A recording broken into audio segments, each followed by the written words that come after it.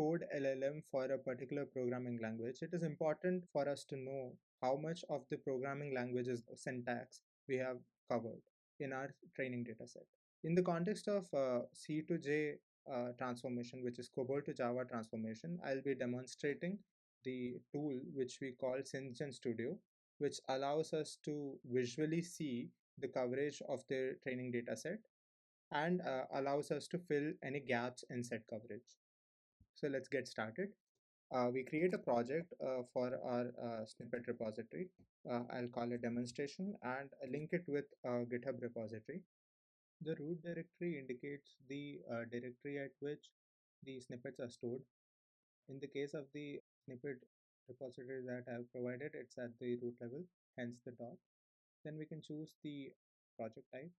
In our case, it will be COBOL to Java, and we can start ingesting the program. So once it is done, we can move into the project. On the left hand side, we have an editor for COBOL, and on the right, we have an editor for Java. When we train a model for COBOL to Java transformation, we require a pair of equivalent COBOL and Java programs, which is why we have two editors. On the left hand side, we see a file tree with all these snippets that are present.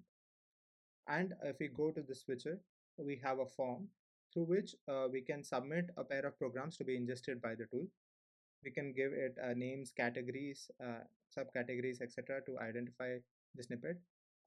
We can see that this particular snippet is called test1. And we can also provide tags that will help us filter out these snippets at a later date. We also have the utility to create these tags automatically using the grammar, which we'll see in a short while.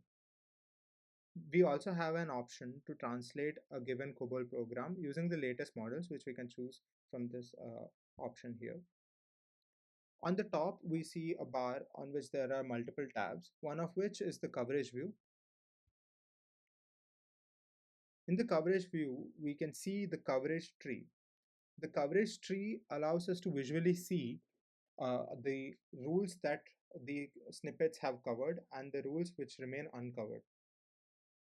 So we initially see the coverage tree for the entire repository, and if we wish to see the coverage for a particular program, we can go and view the tree for that particular program as well.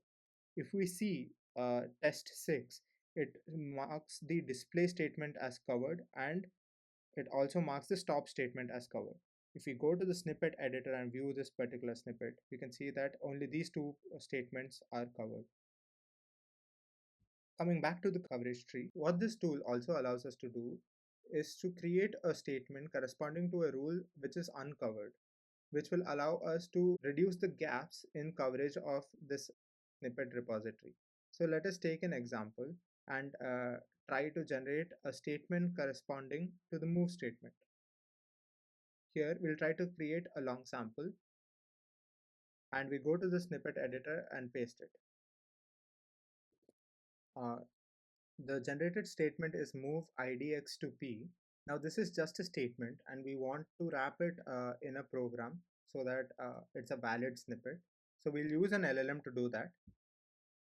An LLM will create a snippet that will wrap it in a program. Now let's ingest it into the tool. So we'll call it a demo snippet, and we can provide demo as the category, subcategory, etc. As for the tags, we have this utility through which we can auto generate. So these tags are created based on the grammar rules that are covered in this given snippet. And we can also select a model to translate this COBOL program into Java. We can leave it empty for now and just ingest this particular snippet. Once it is added, we can go to the coverage view and see that the demo snippet is present, and the rule that we just added should be marked as covered, which it is. The move statement or a variation of the move statement has been covered. If we want to cover more variations, we can again right click on it and generate a sample and repeat the process.